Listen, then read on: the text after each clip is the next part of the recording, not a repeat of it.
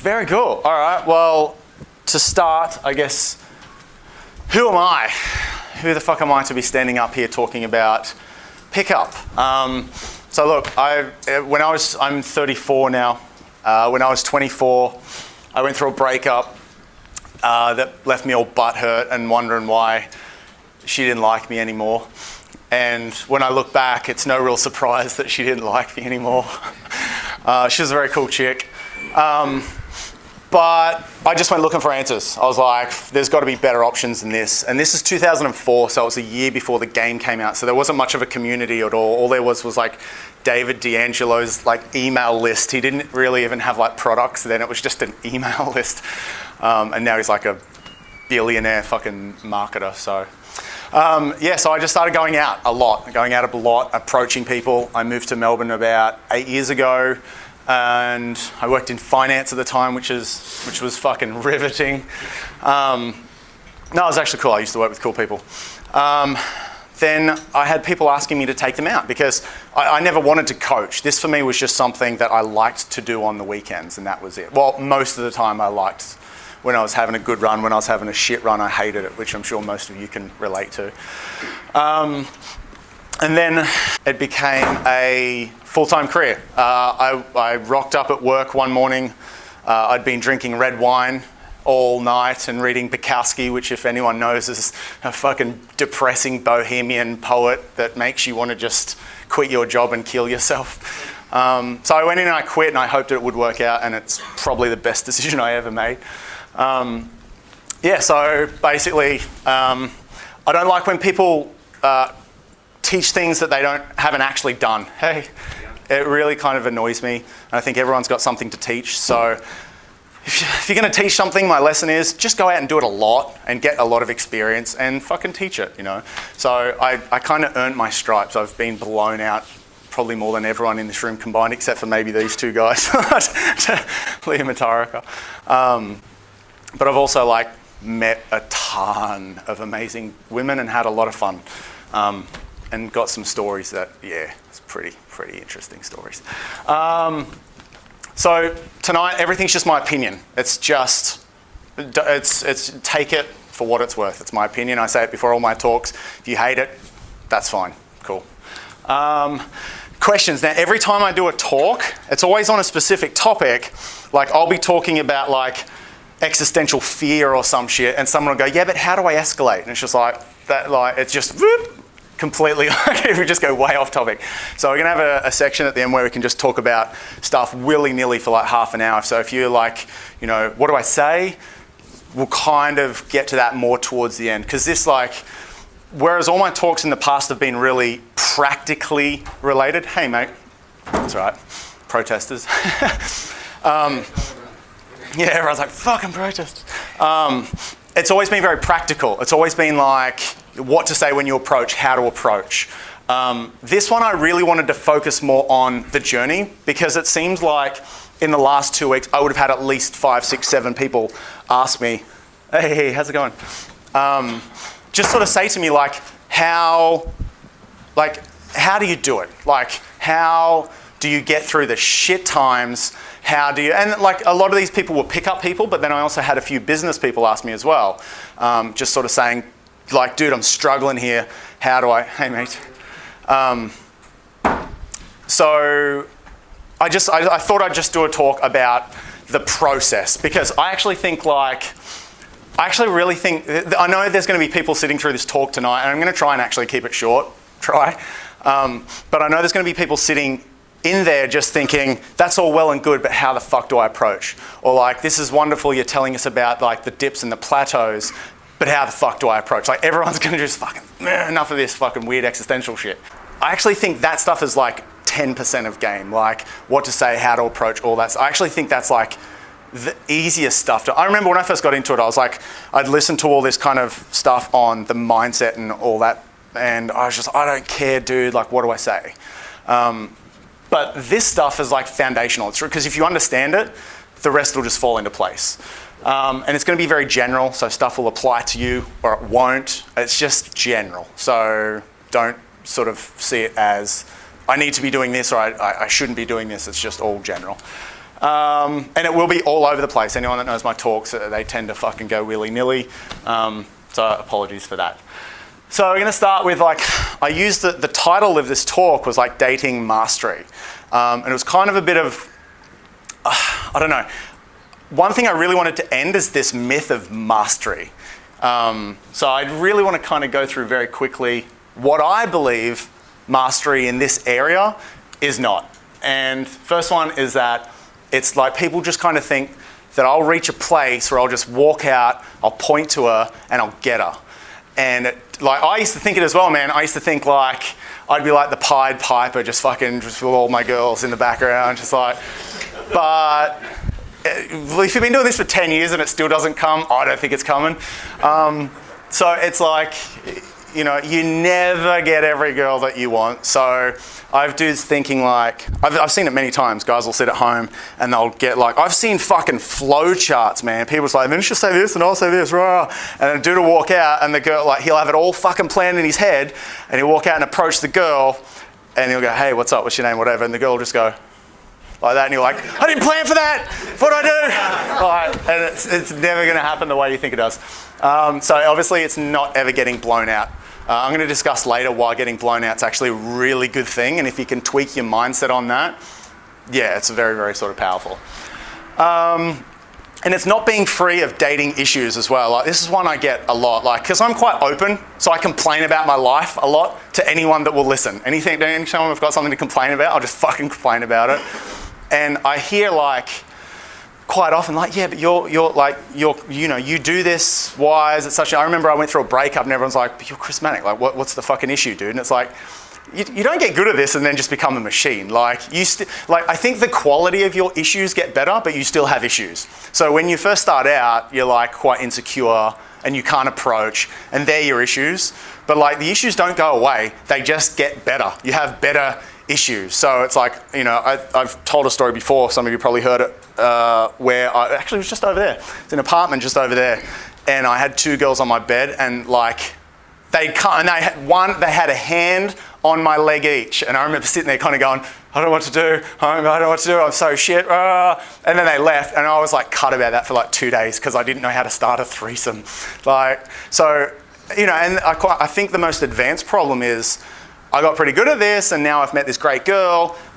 Do I keep doing this or do I pursue this girl? I find a lot of guys go through that issue. That's kind of quite an advanced problem. So you're always going to have issues. So I say to guys, if you can't deal with frustration to start, you're not going to make it, because the frustration doesn't go away. It'd be like if you were broke, you'd be pissed about that. But then if you earn $1 million, you'd be pissed about paying an exorbitant amount of tax or something. You're going to have other problems,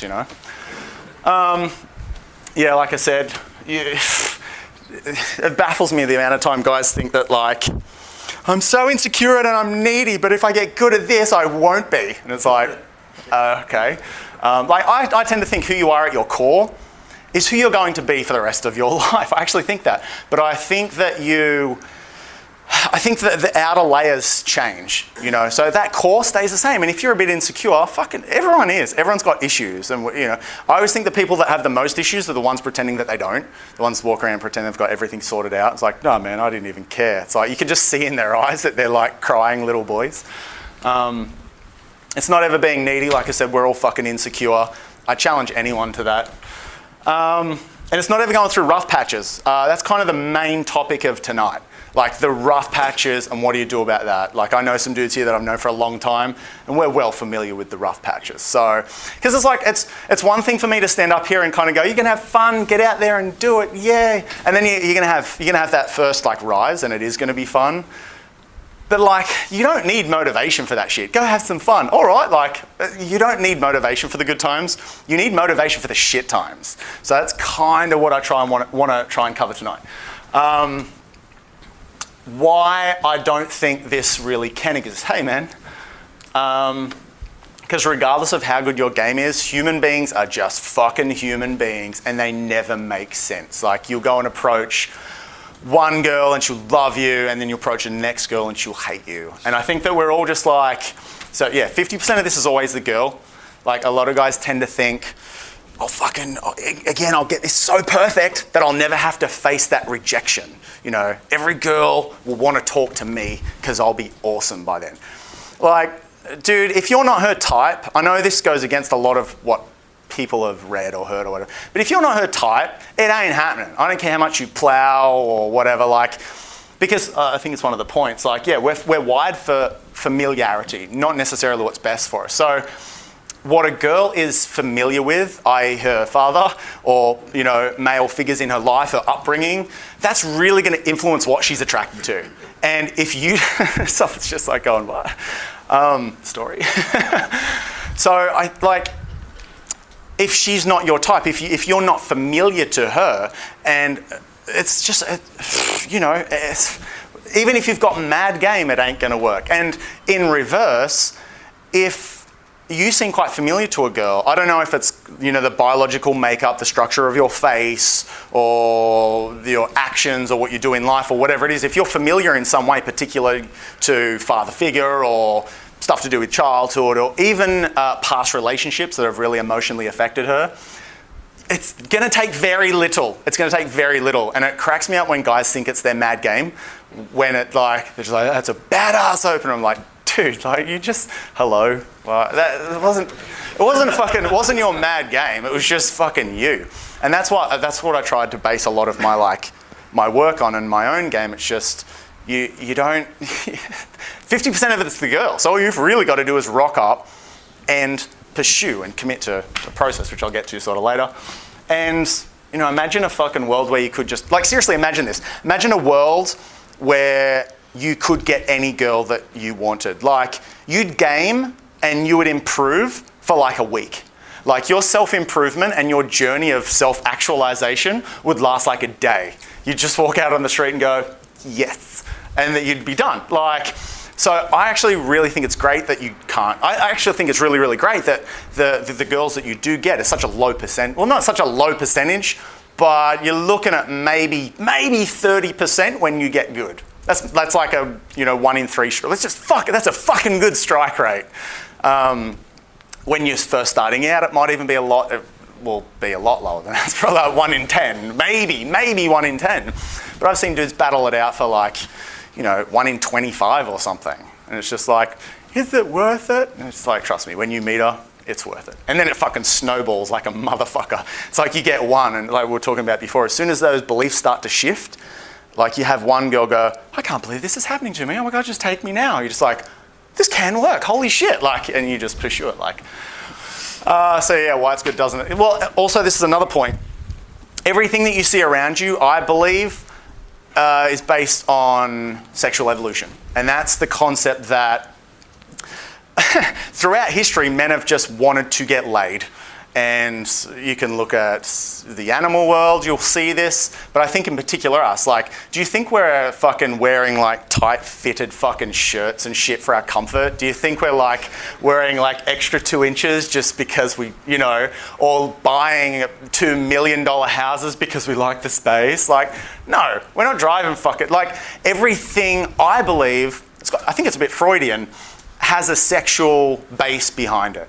And I think that's a really fucking good thing. I actually think a lot of society can, but you know, you can thank this for. And I actually also think a lot of issues are sexual frustration. I actually think most crime and shit, sexual frustration, sexual history in the past, because it's this like demonized area of society that we can't talk about. You know, I saw it once. I was. It's a good story. It starts with I was pissing on a church. I was taking a whiz on a church, and the dude next to me, just like, he's taking a piss as well, and he's just like, dude, where's the pussy, man? I need some pussy. I was like, you're talking to the wrong dude. I can't. This is like 3 a.m. And then 5 minutes later, this fucking riot erupts on Swanston Street. Just people swinging. And who's at the centre of it? Old mate. He's fucking just taken out. Multiple cops are trying to take him down. He's just taking out everyone. It's like, that's what happens when you don't get laid. You just fucking swing at shit. Like, yeah. Oh, shit. Hey. So yeah, it keeps it exciting. Like, a world where you weren't... man, I love this shit. It's fucking exciting. It's exciting. It's fun. So that's what you have to... You got to bear that in mind, man. Like, you got to be careful what you wish for. I wish this was easier. I hear that all the time, and it's just, you really don't, man, because you'd be depriving yourself of so much fucking growth. Like, so much growth. I have female friends that say this as well. Like, I just wish I could meet a sugar daddy. And I feel like nauseous. Not because of the whole like, oh my God, you want a sugar daddy. I feel actually nauseous and pitiful for them because I think you're depriving yourself of so much fucking growth. Like, and not to mention you'll be this dude's fucking slave for the rest of your life. Because like, if old mate can just buy you out, you think he's going to stop at you? Like, no. This is probably one of my favorite things, man. Like, I would say I have met thousands of women. Thousands. And I would say the ones that have truly changed my life, I could count on 2 hands. So it's fucking intoxicating when you do have that connection. And the funny thing is, the better that you get, the more intoxicating this actually is. So like when you first, I've heard an analogy, I think it might be an RSD analogy, where if you're used to having like Maccas every day, and then, you know, it gets taken away from you, like, oh, I'm a little bit hungry. But if you get used to lobster every day and then you have it taken away from you, it's, you know what I mean? So the better that you get, the better connections that you actually do have. So when you're first starting out, I see this in new guys all the time, you get good enough to meet that one girl, and you're like, I think she might be special. I think I might be falling for this one. It's like, you don't have any options, motherfucker. Like what? Like that's, of course that's what you feel. Wait till you have the freedom to pick and choose. You know, imagine your life if you could go out and approach, and like I said, you're swinging at 1 in 3, 1 in 4 approaches, and then you fall in love with a girl. Imagine that shit. Like, you're there kind of going, man, I'm badass. I can go out, approach and meet all these girls, but I'm thinking about this. So yeah, when you're a noob, it's like, I love her. And it's like, of course you fucking do, dude. Like, what? But after a while, you know, I like it.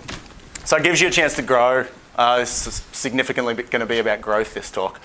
So what is dating mastery now that I've spoken about what it certainly isn't? I think it's just having a ton of experience, like a ton of experience. I also think that this is it. If it was if it was in 2 words, it would be dating freedom. It would be being able to,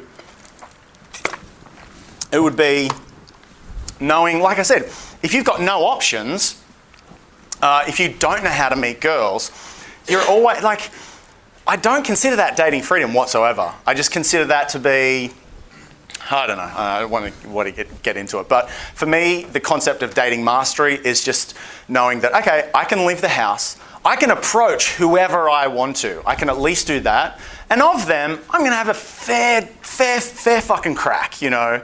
Out of the ones that I decide to approach, I'm going to have a fair swing at them, you know. So I think it's dating freedom. It's like when I hear people say, I can only approach if she's given me a sign to approach or something. Like, I always aspired to dating freedom. I remember a girl I dated for a year. I walked into a bar. It was actually a newbie night. And everyone was sort of saying, oh, you're not approaching much. What do you know? And it's like, there's one girl here I want. Just fucking one girl. And, you know, we chatted, I think 3 times because her friends kept dragging her off and ended up dating her for like a year. So obviously not the case all the time, but that's what I always aspired to, just knowing that I could go out and, damn, like, because I think, man, it's a sad state of affairs. I see a lot of guys in even relationships, and I don't want to badmouth relationships, but I know a lot of dudes that are in relationships and then they'll come out with me and it's just kind of like, could you just maybe get me talking to like her? And I'm like, what's your girl going to think, pal? And they're just like, no, it's harmless. It's like, fuck, oh, you're in a relationship because you can't get any better. You can't do anything else. And it pisses me off. Like, I think relationships are fucking great. I really, really do. But as long as you're in it for the right reason, if you're like ever thinking, this'll do, I just don't, fuck that. I hate it. Mm-mm. Yeah, so same sort of point. I was talking before how I used to work on Collins Street, and I'd walk up Collins Street and just see like beautiful woman after beautiful woman, and I could never approach them.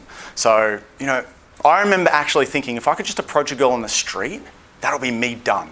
Like I'll be done. I will have reached the pin. Now I do this shit every fucking day, but it's just like, I remember thinking like, that would be the gold prize if I could just do that. Yeah. So yeah, like I said before, working with the odds, just knowing that maybe 25, 30% is going to turn around once you get good. You know, you're never going to get 100% strike rate. Every guy that's good knows this and they've accepted it a long time ago. But I see guys struggle with it quite a fair bit. You know, they do it for quite, you know, get out and do a few weeks worth of approaching and then they're like, why didn't that girl like me? I'm like, what the fuck does it matter if she didn't like you? She might not have liked you for a variety of reasons. It doesn't mean shit. This is a big one as well. I think setting your own dating rules. I think another beginner issue, guys will get good enough to approach, they'll meet a girl, and then the girl will be like, where are we? What's happening here? And the girl will be like, oh, I don't want to lose her. And they'll end up in relationships that they don't actually want to be in. So I think it's really important to be in a world where you set your own dating rules. Like, what do I want? Like, if you want a girlfriend, great. If you want a number of girlfriends, great. If you want open relationships, great. Like, I think a lot of guys want to get into this more sort of open style of dating, but they end up in monogamy because they don't want to lose the girl. And again, I'm not for or against, even though I've obviously done one a significantly greater amount than the other. I think being able to set your own dating rules is really, really important. That's it. Getting the girl or the girls that you want. So I'm going to race through this quickly, but does anyone know what the concept of like the hero's journey is? Yeah? What?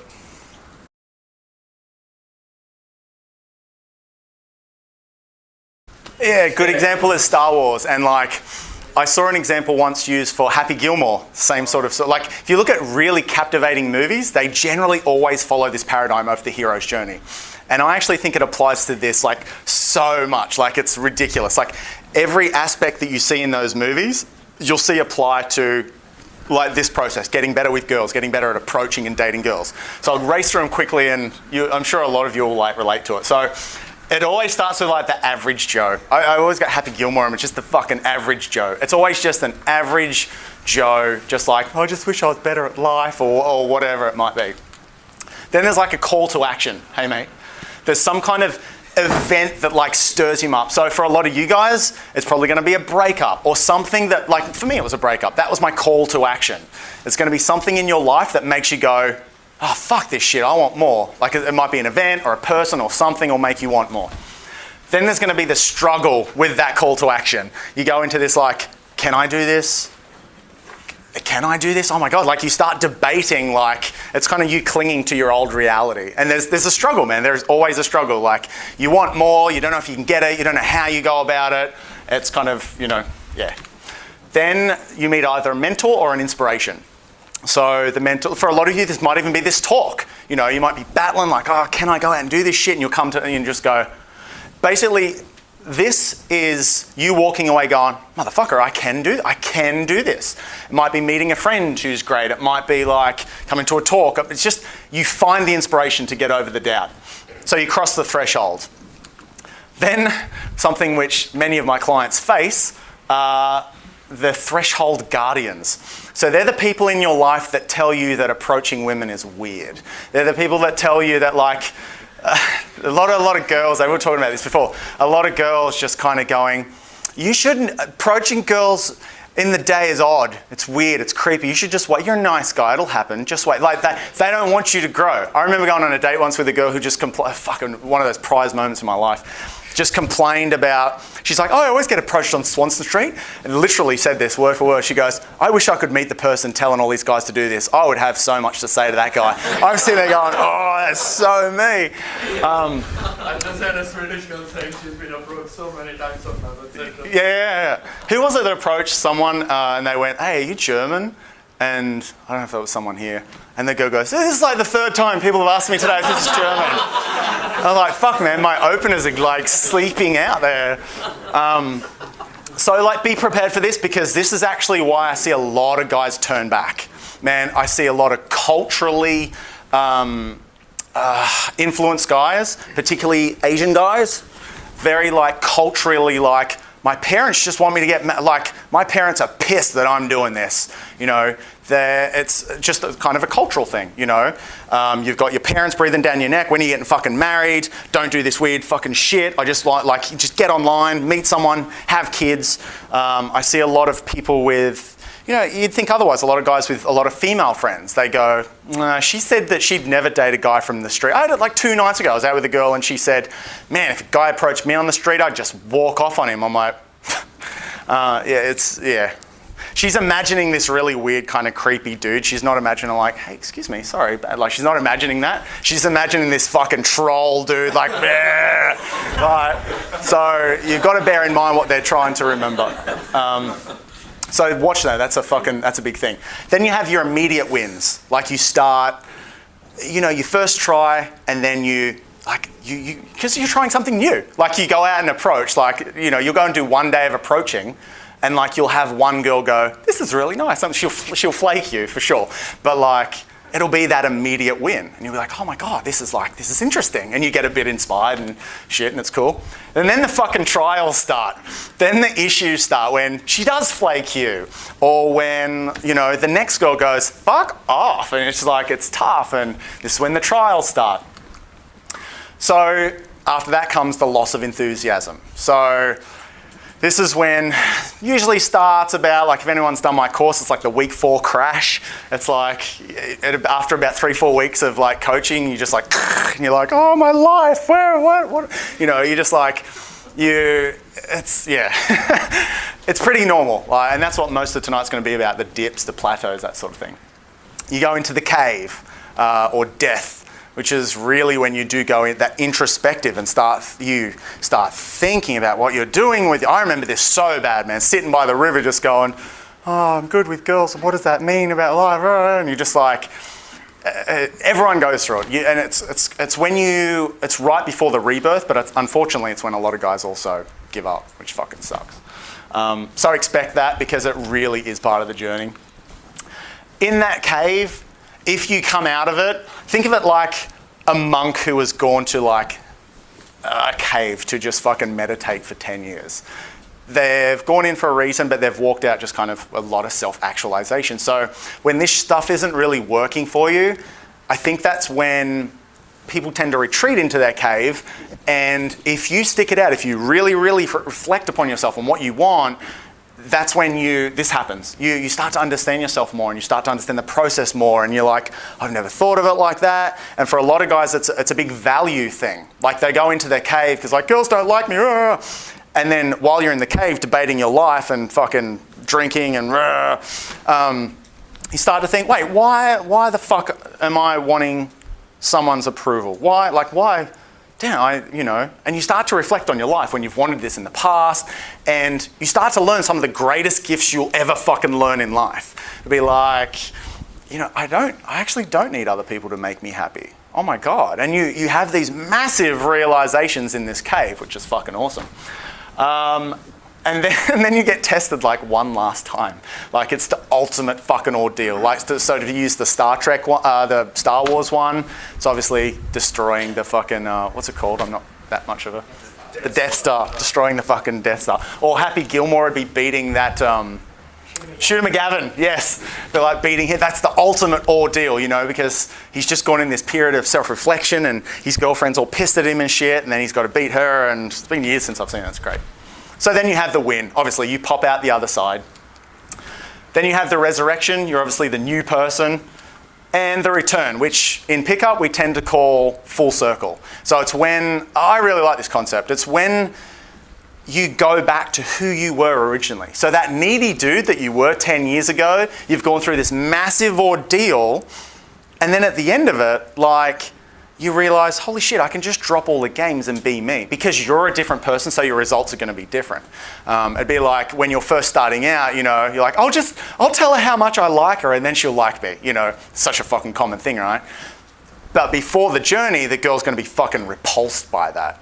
Or buying her, I'll send flowers to her work to show her how much I like her, So once you've done the whole journey, you can actually do this stuff again, and it's quite nice. I remember this for myself, just having basically being able to be nice again. It's like, oh man, I can drop all the games because I'm different now girls respond differently to me. So I love it, man. Like, I like being nice to people. I like dating a girl and just looking after her, doing nice things for her.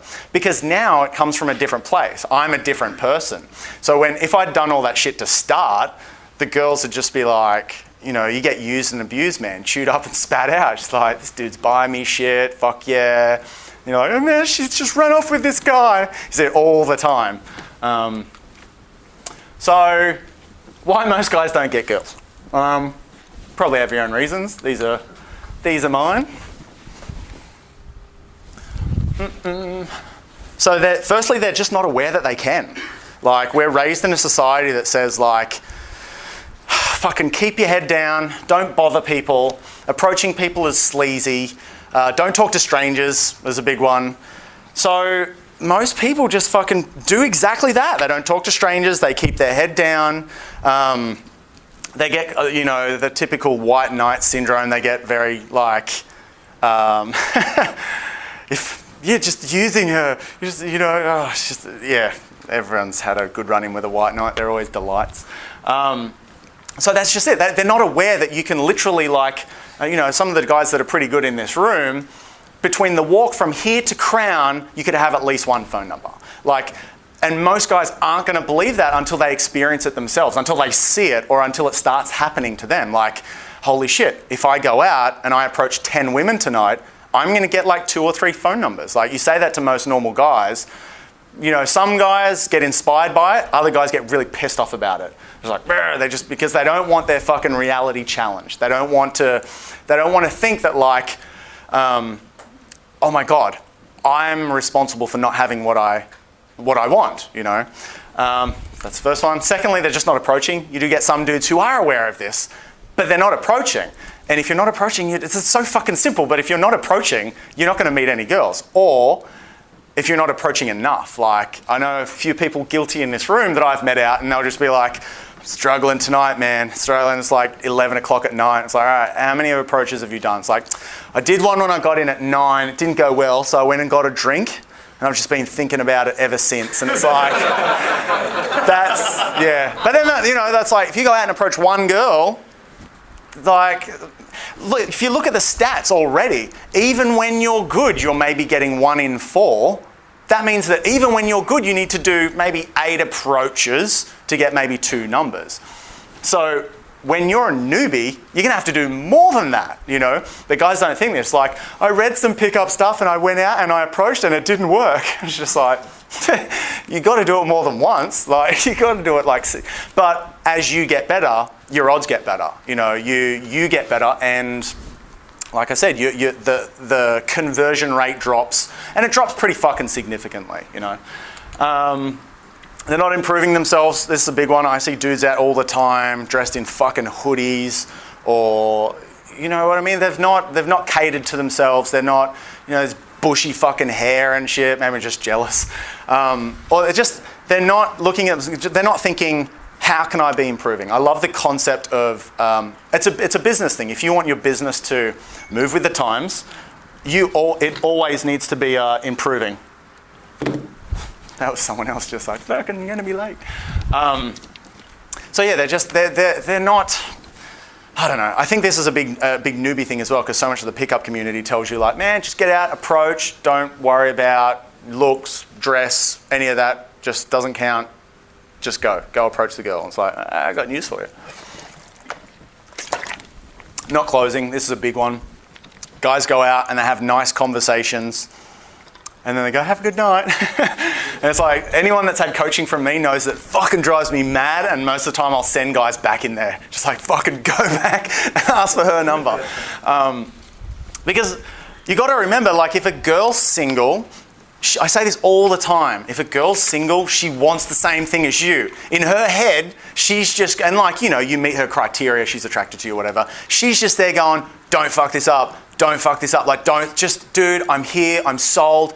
Just don't fuck it up, please. And then I have a nice conversation. They go, all right, get back to my friends. And the girl's just like, why?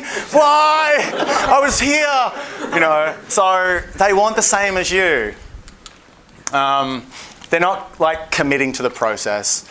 like I said, guys will, this shit takes time. It's fucking annoying and it takes time. But the rewards and the growth, which I'm going to talk about later, is just, it's so worth the process. But got so many guys, I would say out of everyone who even joins the forum, I would probably say 80% of those dudes will go out and do maybe a few sessions and then, no, see you later. They're just like fuck this, I'm not going through this. It's a process, man. But like, I love the Muhammad Ali quote that's like, someone might have to correct me here. It's something like, train like a champion today, live the rest of your life. Oh wait, just train like a bastard today. He didn't say that.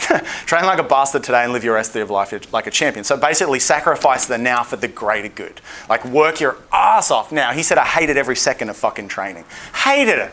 The amount of nights I've gone out going, fuck this shit, just hello. But consistency is really important. Another thing I see with guys is they'll go out like on a Thursday night, and then 2 weeks later, they'll go out like on a Saturday night. And then it's like meditation, which of course, hello. You just texted me. Consistency is just so important. So important. I think like when I was starting, it was every Friday and Saturday night. Like I was telling someone here before, it was like in the last at least 8 years, I could count the Friday and Saturday nights that I've not been out on 2 hands. Like, there's gonna be more than one, but like, hey, how you going? So consistency is just incredibly important in everything, you know. Some of you guys might have seen the thing I posted the other day, like the Seinfeld thing. Did anyone see that I posted? Fuck, how cool was that? So someone said to Jerry Seinfeld, like, after all these years, how are you still so productive? This motherfucker's like 60 and he's still busting out comedy. And he said, basically what he does, at the start of every year, he buys a big fucking year calendar. And every day he sits down and writes 1 hour of comedy and he crosses it out. And after a year, it starts to build a chain around the calendar. And he said, my only mission for all these years was to never break that chain. And that's just amazing advice. Like I used it with day game. You know, I would finish work and I'd go out to the city and I'd just do one approach, which I kind of laugh at now. Just go out and I'd just do one approach. Most of them would go horrible and I'd be like, yay, I get to go home. I'd like mark it on my calendar. Yeah, it's pretty fun. And this is a big one as well. Like a lot of guys don't improve because they've always been okay. There's a quote I love, I don't know who said it, but it's like, the enemy of great is good. So if you're okay, or even if you're kind of good at something, you'll tend to stay okay at it because you can get by. You know, it's like if you're making, you know, if you've got a decent girl, if you've got a decent job, if you've got a decent amount of money, rarely will you have a fucking amazing girl, like run an amazing business and have a fuck ton of money. You'll find that most people who are really, really financially well off were broke. You'll find that most guys who are really, really good at pickup fucking sucked at one point because at some point they were just so bad that they just went, fuck this, and they take like a conscious effort to get better at it. So, you know, I see a lot of new guys, they'll start off and go, this isn't fair, man. What is that guy? That guy's got a girlfriend and I'm better than him. And it's like, you know, you've got to look at more than what's going on there. He's leading an okay life and he's got an okay girl, like, and you're jealous of that shit? Seriously? Yeah, anyway. So why most newbies give up? They don't understand this process. They just don't understand how success works, which I'm going to get to later. They believe the fucking pickup hype. There's so much hype in this industry. Go out. You know, my favorite ad to this day is, was it like pick up models in 7 hours? And it was like a big workshop. I'm like, I wonder what conditions there were to that little, like, just, you know, so guys will go out and they start to feel bad because they're getting shut down. Or they'll think that this wasn't part of the plan. I was told that great game is getting 5 out of 5, you know, and it's, so, you know, when I always say, look at the person that you're taking advice from. Personally, my thing was like, never trust advice from anyone that I've not seen out gaming. Like, I don't care how many fucking books you've sold, anything. Like, I just, all good secondhand experience. Someone that knows, someone that's kind of been out there, you know. This is a big one for a lot of noobs. A lot of guys will go, I've done so much approaching and I still don't have a girl. And it's like, yeah, but now you dress better. You're 1,000 times more confident. You told that prick at work to fuck off. Like, so much of your life has improved. And guys will just go, but I don't have a girl yet. And it's like, dude, it's not just about girls. It's about improving everything, you know?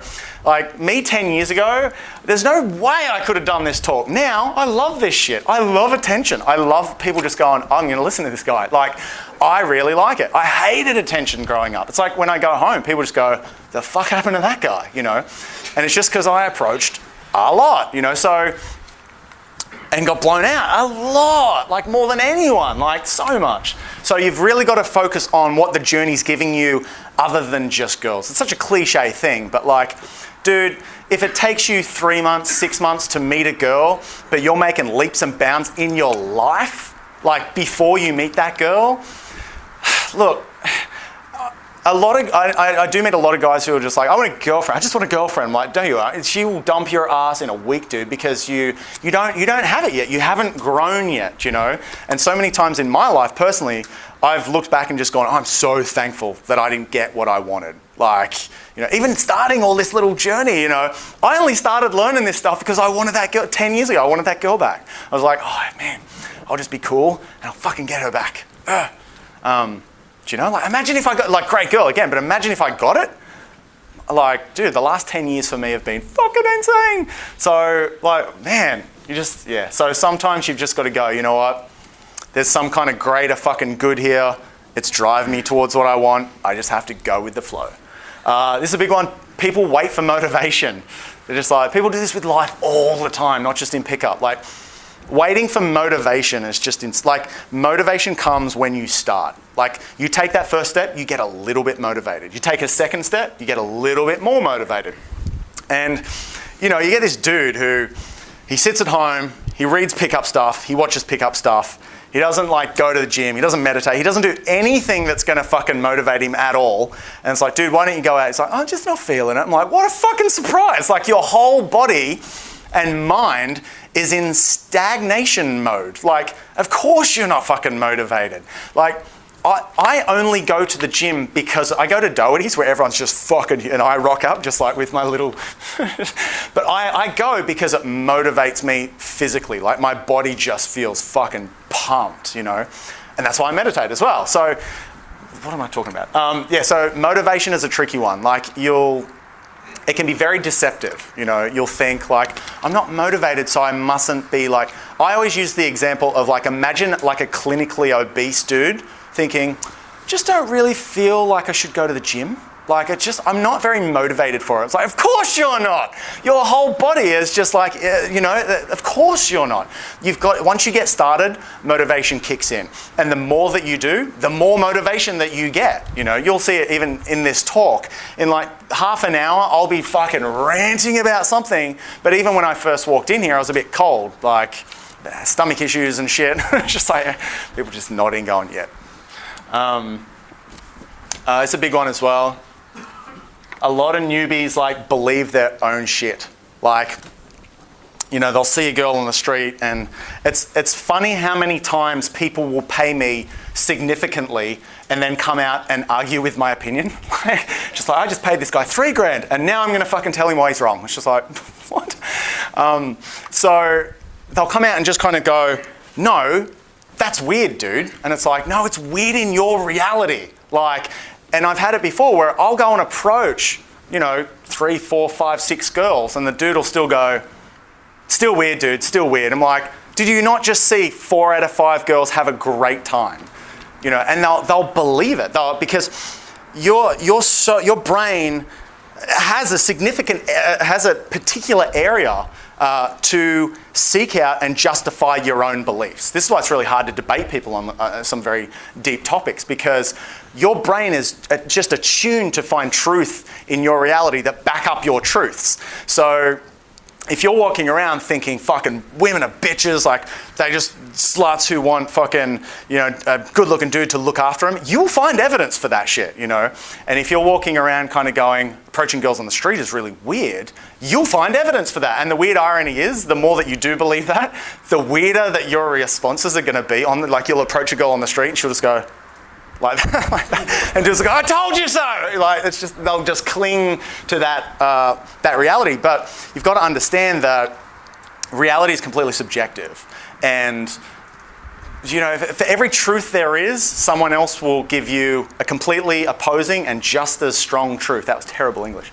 Do you know what I mean? So you've really got to see what you're thinking as subjective and go, okay, like always think, is there someone out there that is doing what I don't think can be done? So if someone's going, oh, day game's weird, or approaching a girl, like this is one I actually hear quite a fair bit as well, like women in bars are cheap drunks.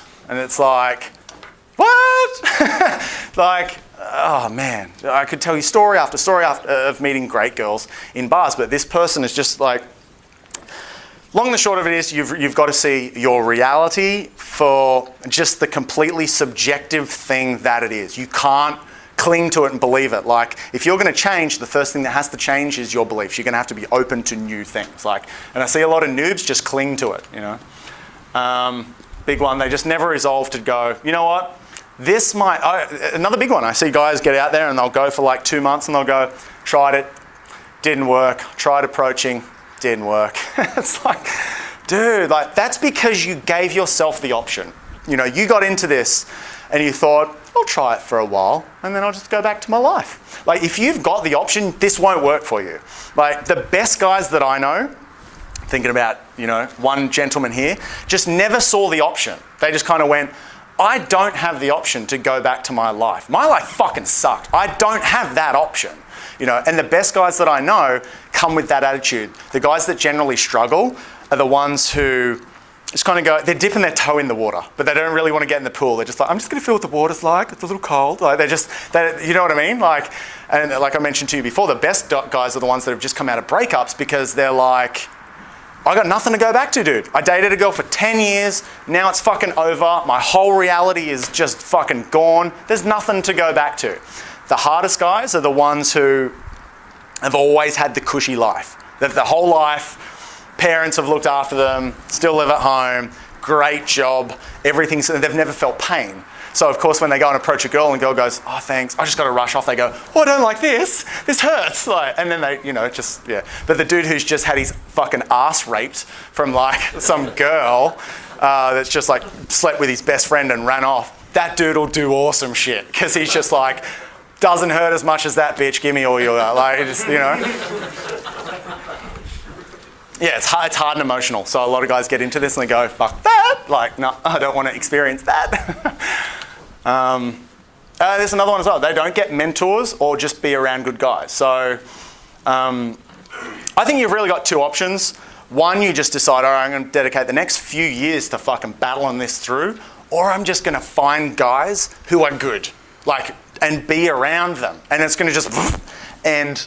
I see. I said to someone last week, actually, you'll never fly if you walk with turkeys. It's just like if you're like, oh, he's a nice guy and I get along with him. He stands in the corner all night and doesn't talk to anyone, but he's a nice guy.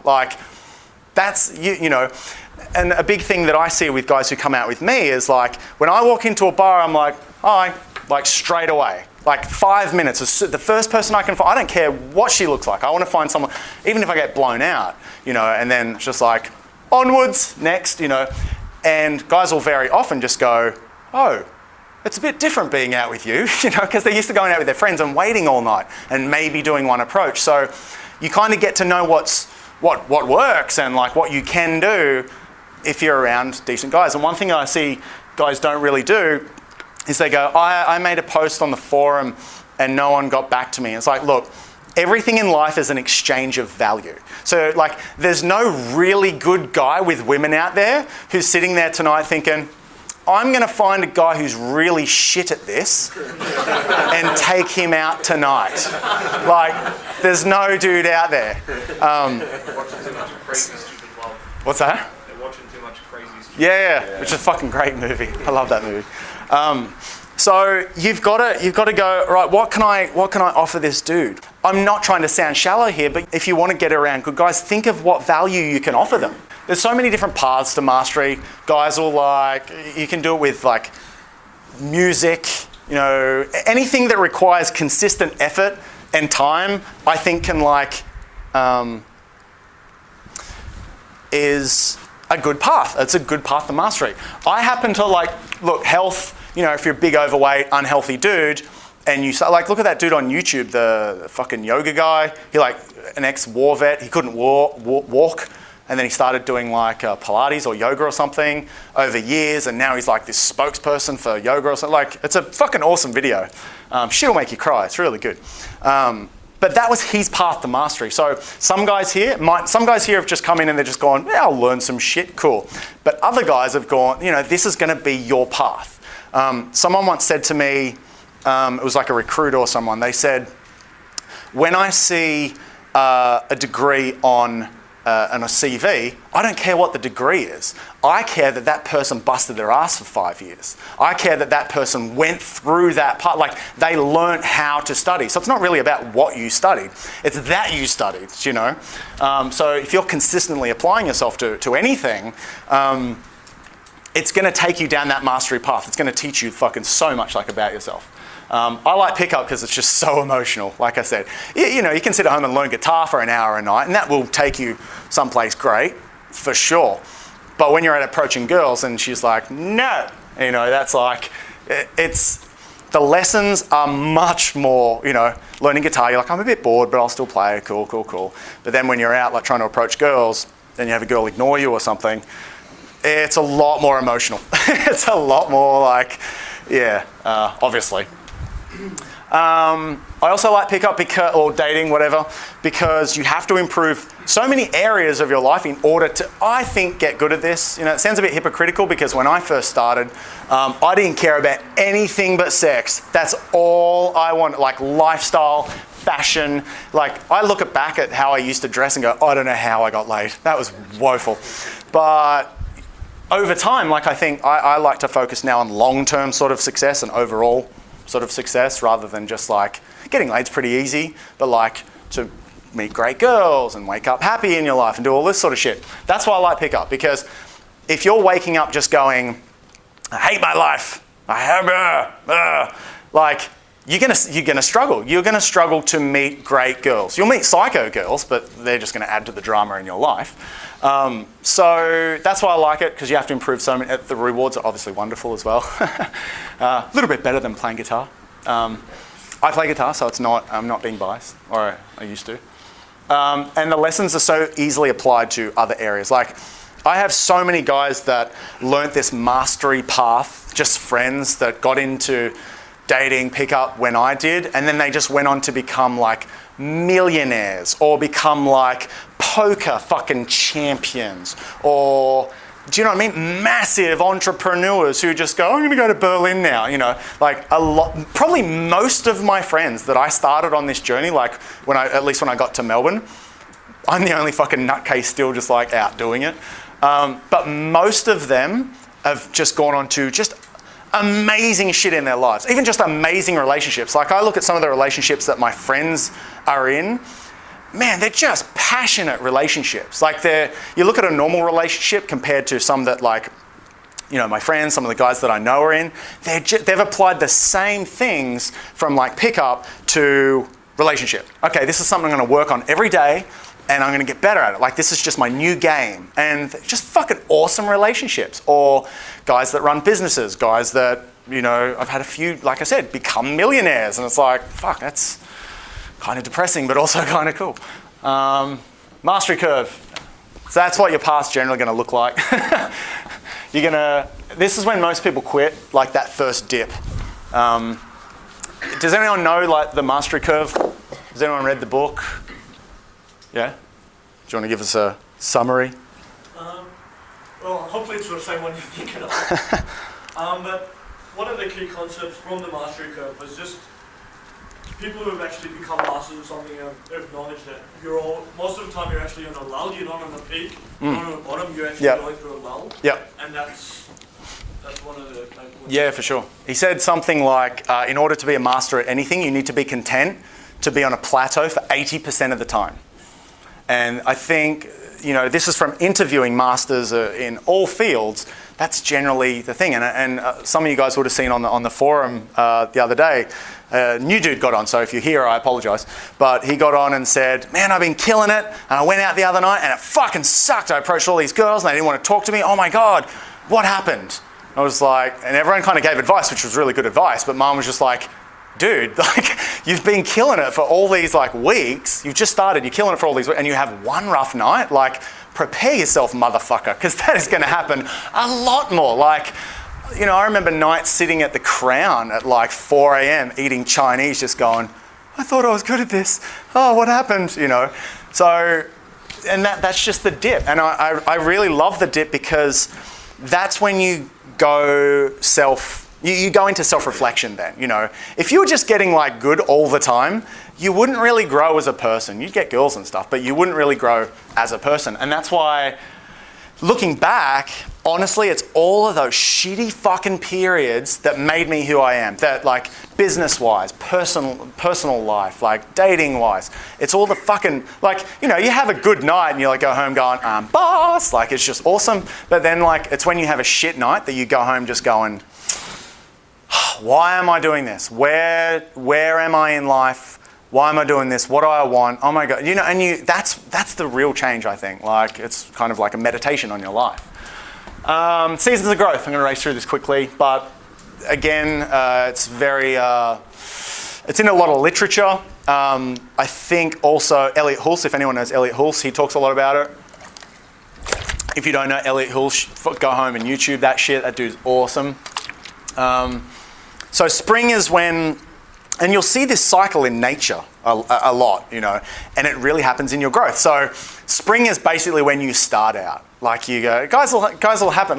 You'll be in this audience right now just kind of going, I can't wait. I'm going to go out next weekend. Oh, yeah. And you get excited and you're inspired and you've got all these new ideas and you've got motivation. And you do. You take it and you fucking run with it. You just go hog for tail and it's awesome. And then you go into summer, which is where that hard work, shit happens. You're approaching girls and you're like, look at how have I lived my whole life without this pickup stuff. I've got numbers. And you just start losing your shit and you get it better. And it's just, you really are reaping the rewards of your effort.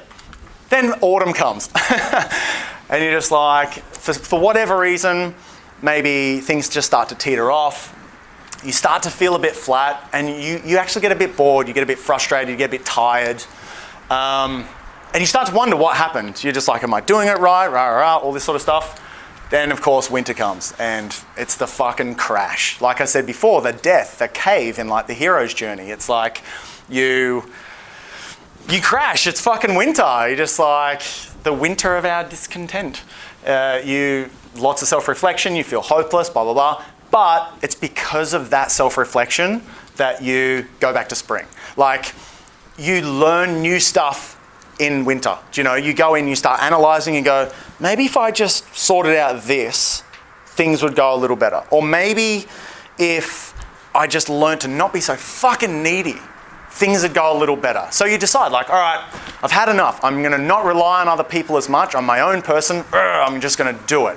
And you go out and suddenly you aren't quite as needy and you have those realizations in winter and that's what brings about summer again. So, yes. And then how often this happens, you'll actually notice it happen even daily. If you go out for a session, you'll see this happen. You'll go out and you'll do an approach and it'll go well. And you're oh, sweet. And then you'll get a bit tired. And then the next approach will go shit. And you're oh, fuck, all right, come on, Chris, just get one more. And then you go back into, so it happens in very, very small sort of cycles, but then also larger cycles as well. I'd also say almost annually, you'll go through periods of just growth, massive growth and but then you'll crash. And see, guys just don't understand that process. And if you don't understand that process, when autumn comes, when winter comes, you start taking it personally. You start thinking, what am I doing wrong? And it's look, you are doing shit wrong, but it's more, that's just how growth works. It's expansion, contraction, expansion, contraction. So why is it perfect like this? Because like I said, it's not the wins that make you fucking awesome. It's the really shit times. It really is. This is probably my favorite quote to this day. It's by a dead guy called Jim Rohn. Anyone that knows me knows I fucking hate self-help, but this guy I really, really like. Because he was so one, he called out bullshit for wherever it was. Like one really funny thing of his that I like. Everyone's talking about affirmations, like 80s or 90s or some shit, and everyone's like, affirmations. He goes, you know the best affirmation? Right, I'm broke, and stick it on your fridge. And then he goes, actually, you know what? I can do better than that. Right, I'm broke, I'm 40, and I live in the wealthiest nation in the world. Stick that shit on your fridge. Like, he just called bullshit for where it was. And I really like this. He basically said, don't want to become a millionaire for the $1 million. Want to become a millionaire because of who you become in the process. And I think it's the same in this as well. It's like if you won $1 million today, you'd have lost it in a year. Statistically, what is it like? 8 out of 10 people would have lost it all in a couple of years. So same thing here. It's like if you got a girlfriend tomorrow, a lot of you sitting there thinking, I want a girlfriend. If you got her tomorrow, it's probably not going to work out very well because you've not learned to be a strong, attractive guy just yet, you know. And funny, there's a few people in the audience I know that who, you know, when I first met them, just like, oh, just like a girlfriend. And then a couple months later, like, oh, I just don't think I want a girlfriend. Yeah, your priorities start to change a wee bit. So you become stronger, which I personally think is the most important thing in life. Just being, and this is coming from someone who is very open about, I fucking crash hard, man. Like, when you go high, you fucking go low. Like, you think you have like, you know, when you first start out in this, you think you're like, oh, she flaked me, or she didn't respond very well. You know, if your highs are very low, your dips are also very low. This is why I can get really fucking frustrated with people who are just kind of like, she didn't like me. Yeah. That's like, fuck you, like, you know what I mean? It's just because when, and it's business as well, it's personal, everything. Like, when your highs get really high, your lows get very fucking low. And then you start looking at people, like if you get into this, you'll see people complaining about the most mundane shit. And look, to them, it's, of course, like it's something. But yeah, so I don't know why I'm fucking talking about this. I just think strength is like incredibly important. And also, personally, I believe that it's the most attractive trait. It's up there with physical appearance. If a girl knows you can handle your shit, I just think that's attractive in a guy. If you go on a few dates with a girl and you can talk about like her past relationships, like if you took a list of things that you're not supposed to talk about on a date, I guarantee you I would clock every one of those fucking things. Just because I like talking about things that people aren't supposed to talk about. I like talking about exes and love. And have you ever had any like psycho dates or anything like that? Like, I like talking about that stuff because I know the girl's going to walk away thinking, shit, like emotionally strong guy. For the most part, emotionally strong guy. Like I said, I certainly have my crashes as well. I call it my monthly meltdown when I just like, oh, fucking yeah. But then you just pop out of it. You pop out of it stronger. Oh, for fuck's sake, this fucking thing.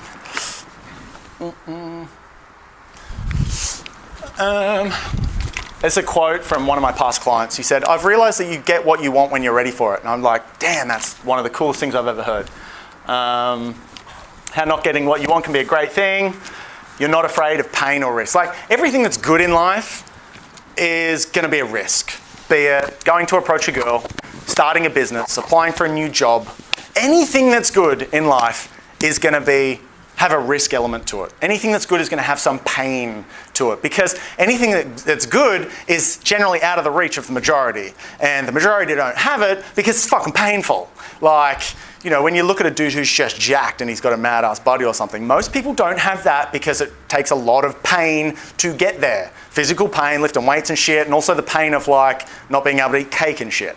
So like, anything, like if you get comfortable with pain and risk, if you get comfortable with being discomfortable, not comfortable, I don't know. Yeah. Uncomfortable, thank you. Discomfortable, and I taught English. How woeful is that? So I think, every successful, not every, but most successful people that I've met in my travels, and I like to meet successful people, most of them have this weird reality that like, yeah, I just lost everything, but life will work itself out. Like, it sounds deluded. I actually heard Elliot Hulse as well say it. He's like, it's probably bullshit, but I've just conditioned myself to believe it, that things are just going to work out. And I find that most successful people generally have that attitude. It's just like, that life happens for me, not to me. You know, someone will get dumped or some shit, and they'll go, bitch broke up with me. But it's like, you know, a good mentality to start conditioning yourself to is like, okay, cool, this actually happened for a reason, and I'm going to leverage it, and it's going to be fucking awesome. Do you know? Really, like I said, it could be diluted. It could be all fucking a random, chaotic line of events. I don't know. But personally, I really strongly believe that things happen for a reason. Like they just do. Quick wins versus slow wins. Like I've mentioned this before. Like, appreciate the journey. Don't just like, why don't I just get a girl? Like, don't want that. When I started, that was my motto. My motto was focus on the journey. Like, focus on the skills, not the fucking girl. Other things that affect the path, not understanding the process, like I mentioned. Lifestyle. Lifestyle's so important. If you're waking up hating your life, like I said, what girl's going to go, oh, he hates everything about his life. Let's step into it. Like, it's not going to happen. It's like when a girl goes, oh, you do this and you're very passionate about that. I want to be around that. It's the same. It's the value thing. So yeah, I think this is not a lifestyle talk. I don't want to get into it too much, but if the path is really hard for you and you're kind of struggling, but at the same time you're hating your job or you've got some unresolved shit with someone, like deal with that. Like deal with that rather than just going to approach another girl. And this is someone who's telling you to approach a lot of girls, but like deal with that just as much as you approach girls. Mood's a big one. Sometimes you're just in a shit mood. You just are. Like my game fucking blows when I'm in a shit mood. Like just nothing lands. If I'm in a good mood, I'll destroy a bar. If I'm in a shit mood, it's just like, I don't want to talk to anyone. And, so mood, also you have like, I call them redemption nights, when you had such a shit night that you get so angry and you're like, I'm going to oh mate, I'm going to step up tonight. So that's another mood. But look, sometimes you just have shit moods, shit days. Mental presence. Anyone that knows me knew this was coming. I set a challenge to people, anyone that's complaining about their life in any way, shape or form. And to this day, I've been saying this shit for years, and to this day, no one has met me on this challenge. It's just like, meditate for 20 minutes in the morning and 20 minutes at night for 30 days and watch your life be completely different. And it just blows me away. People people come to me and go, I sleep 2 hours a night, I have insomnia, I really just can't, like, motherfucker, I've told you what to do and you keep asking me what to do. Or they'll kind of just go, I'm so angry at life. Or, I run out of stuff to say. That's a big one with guys. I always run out of stuff to say. Like, why is my conversation stuck? It's like, motherfucker, I told you what to do. Like, it's such a simple little thing. Learn meditation. All you got to do is sit on the fucking floor, cross your legs, have a straight back, none of this fucking like, I just lay down, like, because then you'll go to sleep. Like, like meditation is so like, look, there are dudes out there that are getting laid and stuff without meditation. Of course. Like, it's not like meditate and pick up girls. It's just like, I've personally like had so much benefit from it. And this is a big thing. A lot of game is just you not being present. You see a girl and you're just like, what do I say? What do I say? Oh my God, she's getting bored. You're talking to her and she'll just do this. She'll just go like that. And rather than it being just, I just need to see if my friends were in, you're just like, oh my God, what does that mean? She mustn't like me. She's checking her phone. It's probably her boyfriend. I gotta leave. Like, and I see it, man. I see it all the fucking time, man. A girl will just go, oh yeah, that's nice. And you see dudes just go, no. She's just like, she's obviously not that interested in me now because she looked away. But when you're present, you learn to just see things more for what they are, So that's my meditation rant. Diet, obviously. If you're smashing fucking soft drink and shit every day, like, you really expect yourself to be in a good mood and go out and meet girls? Like, oh, it's funny. I had a dude once say to me, like, oh, I'm just really depressed, all this sort of stuff. And like, depression is a very serious thing. I've had it myself. I've dealt with it a lot. But it's like, they're just like, no, I have Macca's for lunch. And it's like, how often do you have Macca's? Like, every day. I just duck over from work. And it's like, what do you have for dinner? And just like, I don't know, just some chips. And it's like, Seriously? You fucking see, like, serious? Yeah, someone said it should be on antidepressants. Like, you should fucking eat properly. Like, your body has nothing that it needs. Like, what a fucking surprise you feel depressed, motherfucker. Oh my God. And sleep is a big one as well. One, I actually, you know, I'll go to bed at like 2 and wake up at 8, but yeah, sleep, obviously, pretty important. Emotional drivers, I think, this is kind of what I touched on before. Guys will get into pickup, and it's like they'll run from demons. A lot of guys do this. They get into pickup and go, oh, girl will fix me. And they'll run from, never mind that they were abused their whole childhood. Like, no, just ignore it. Pick up girls. Like, or never mind that, you know, their ex-girlfriend fucking slept with their best friend and stole all their shit and all that, which actually happened a client once. I'll never do better than her. I'm like, you mean the girl that fucked your friend and stole all your shit? You'll never do better than her? Yeah, so you've got to deal with those emotional drivers, like, and most of them are fucking painful. Like, they are. Like, it's shit that's like happened when you're a kid. Because when you're a kid, you don't have the emotional logic to look at something and go, bah. Like, I still remember when I was 9 or some shit, I really liked this girl. And this girl said to me, like, it was like lunchtime. She said, I'll be right back. And she ran off. I'm like, man, this bitch is taking forever. And I went up and I saw her making out with this dude. And like, I was nine. But like, I still remember that because when you're a 9-year-old, like as an adult, and I think this is a problem with a lot of society, we look at shit as a kid and go, oh, it's trivial. It doesn't mean anything. It's not important. I was just a kid. But when you're a kid, you don't have that logic to kind of go, I'm fucking 9, what's the matter? Like, when you're a 9-year-old and the girl that you love is making out with some dude, you're like, oh, I was gutted. So this stuff like really hits you a lot when you're a kid because you don't have the logic there, you know? So don't ever like think that things in your past haven't affected you as much as you could, because like, you know, I've been the guy who's gone out and slept with a ton of girls whilst trying to ignore all the shit in my life. And it landed me in therapy. And so sometimes life just catches up with you and goes, and you're going down now. Like, so I think best thing that ever happened to me because I had to deal with all the shit. But I see guys running from it all the time, man. It's just kind of like, maybe you should look at, you know, all the shit that's making you think that you're not enough and think that, you know, a girl will make you feel better. Because you fix that, like, you watch the snowball effect in your life. You know, you seriously get to the bottom of all that shit inside of you, your life will just change. Things will start happening. It'll almost be like coincidental. What? I wrote this today actually, so if none of this is kind of all over the place, I apologise. Look, what it teaches you, it's a very quick list. Probably the most important slide of the whole thing. Self-reliance, emotional strength, self-motivation. Because if you can teach yourself to go out consistently and approach girls, you can teach yourself to do anything, like start a business or travel or do anything. To not give a fuck, just not fucking care. Just like the amount of people that I just, oh, no, I can't do this because it might upset them, and I can't do this because it might not work. Oh, fuck, man, don't give a shit. Faith in life, like I said, learning to let go.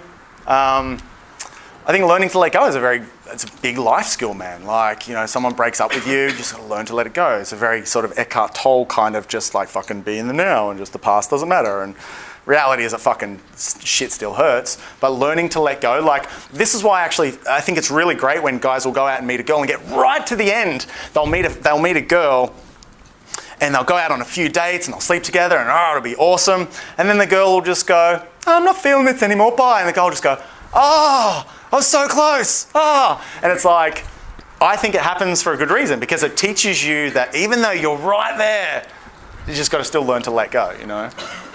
Persistence, self-acceptance, a big one. Leveraging negativity, my personal favorite. Shit's going to happen in your life. You have two options. You can fucking go down. You can just go down, and I know people like this, man. Just go down and blame the world. Blame people.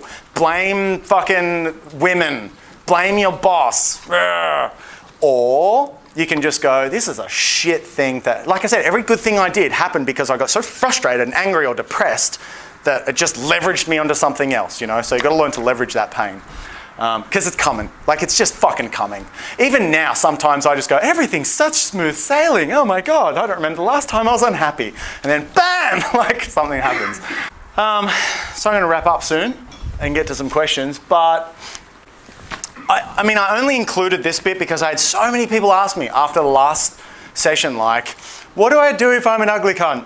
What do I do if I've got no money? What do I do if, like, you know, I'm an Indian guy? What do I do if I'm short? Like, all the time, I had so many of these emails, so I thought I'd just give quickly, maybe 5 minutes or something, my opinion on this. And it's just my opinion, like fucking everything else. So appearance. Look, all the stuff about appearance, that it doesn't, look, when you've got good game, it doesn't really matter. Like, if you know, I know some dudes who are really average, but because they went out for a long time and they tried really fucking hard, they got good.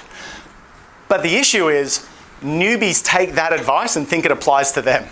You know, so like, here's a dude who's gone out for like years and he's only average looking, and you know, he gets girls. So guys just go, well, I heard and I saw that looks don't count. And I'm like, they don't for that guy. For you, motherfucker, they do. Like, because when you're new, you want that initial window to be as long as possible. And if you approach a girl in the supermarket and you're like, hey, excuse me, and she turns within, what is it, like 0.7 of a second, people decide if they're attracted to you or not. So if within that moment, and you don't have to be attracted, you have to maximize it. That's all you have to do. You just have to fucking maximize what you've got. You don't have to be a model. I'm fucking bald. Like, you don't, like, you've just got to do the best with what you've got, you know. So if you're an unattractive dude, or at least you consider yourself to be an unattractive dude, my advice would be, firstly, don't just resign yourself to, I'm unattractive. Like, I'm just unattractive. Every dude can get pretty good. Like, every dude can get himself up to pretty good. You can get a pimp haircut. You know, and the amount of dudes that say to me, I don't want to spend more than $10 on a haircut. I'm like, how much did you pay for your fucking shirt? $80. And you wear that like once a fortnight, dude. You wear your hair every fucking day. It's worth the $80. So just, you know, decent haircut, decent clothes. There are so many fucking sales in Melbourne. Like, I never buy anything maybe it shows, I don't know. I never buy anything full price. Just walk around decent stores and buy shit on sale. Go to the gym. Everyone can go to the gym, and if you do it right, you start lifting heavy and increasing your protein. It doesn't take much to get a bit toned. It really doesn't take much. Maybe 3 months you'll start to see results. And like, that's, you know, you wear stuff differently when you've just got some tone to you, you know. I'd say I'm actually still a skinny, I'm not skinny, but I'm fucking not huge, especially going to Doherty's. I'm not fucking huge at all. I mean, they're just like, fuck. But I still have girls approach me and like 2 weeks ago, girls like, you look like you've got a good body. And I had that blazer on. So I'm like, damn, that's interesting. You can assume that. I'm not going to correct her, but, and look, also appearance. Look, if you're a really fucking unattractive dude, you're really unattractive. I don't think anyone in this room qualifies for that. But like, you just have to accept that, okay, the numbers might be higher for you. You know, you might have to approach 30 girls in order for one to like you. So you've got two options. Either you can just resign yourself to life and just go, I'm unattractive on net, or you can just fucking do it and go, okay, I'm not, you know, I'm a short, unattractive dude. I might have to approach more people. Okay, just fucking do it. Like, do you know what I mean? Like, the end goal is the same, but you just have to do a little more work maybe, you know? And you've probably got stuff that other attractive people don't have, you know? You might be funny as fuck. So find what value you are bringing, you know? And just maximize on it. Just do whatever you can, you know. I see guys all the time just kind of going, nah, unattractive. And it's just like, looking like that you are, dude. You can do better than that, man. Personality, this is a big one I hear all the time as well, but I'm boring. It's like, because you've not done anything. Like, personality is just the easiest thing to change. If you're boring, then just go and travel and approach a ton of women and do stuff that look, appearance is somewhat, to some degree, set in stone. Personality is so malleable. You can do anything with your personality. You've just got to do it. I'm boring. I'm not very funny. Then, like, just work through it. You know, do stuff. Improve. Personality you can change. Not change. You don't want to change it because you don't want to not be you. But, you know, if you're shy, you can learn to not be shy. That's a big one I hear all the, but I'm shy, it's fine for you, I'm shy. It's like, fucking crawl in the corner and die then. Like, what, like, if that's your attitude. Sorry, I wouldn't say that. Height, there's a big one. I know some dudes that are fucking tiny and they're so good with girls. I know more than one guy who is under 5'7" and they've, clocked 3 figures with girls. So, look, it's the same thing. Some girls most girls probably want a taller dude. Sure, I'm not going to bullshit you. Most probably do. But that's not all. That's not all of them. And if the guys that I know that can go out and just destroy it and they're fucking 5'6", then you can. You can as well. I just think this shit's hard, so fucking domestic outside. So people want to find a reason to not do it, and they'll cling to anything. They'll go, I'm short, I don't have to try. It's fucking stupid, man. Age is an issue if it's an issue for you. If you're walking around kind of going, I'm 47, I'm approaching 20-year-olds, they're responding not to your age, but to your opinion about your age. If you're trying to hide, but people ask me, should I lie about my age? Like, if you lie about your age, you're basically conditioning yourself to not like yourself. You're conditioning yourself to think that you're not, and like people ask how I am, I'm 34. How old are you?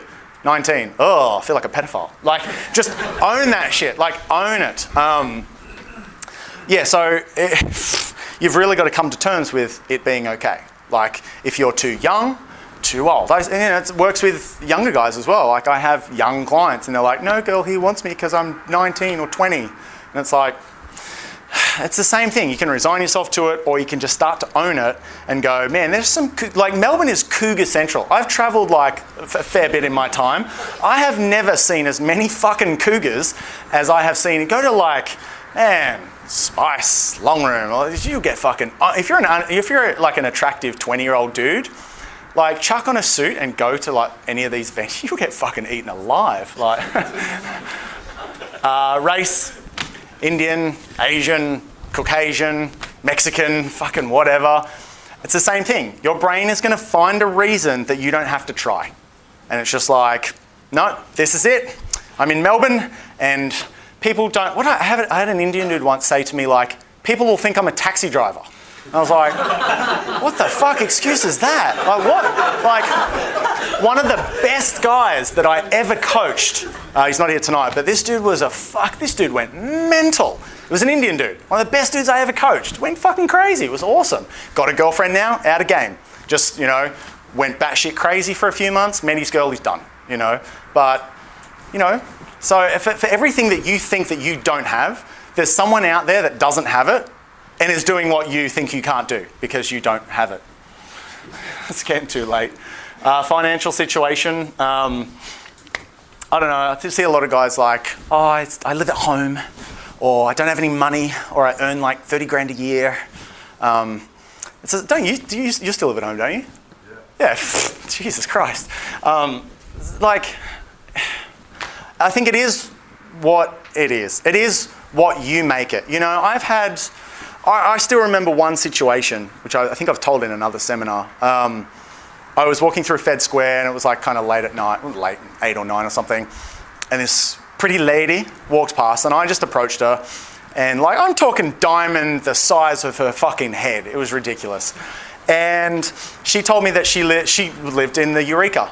And she practically said, my husband's not home, like, what are you doing? And of course, I'm like, your husband's probably a badass with connections. There's no way I'm going there.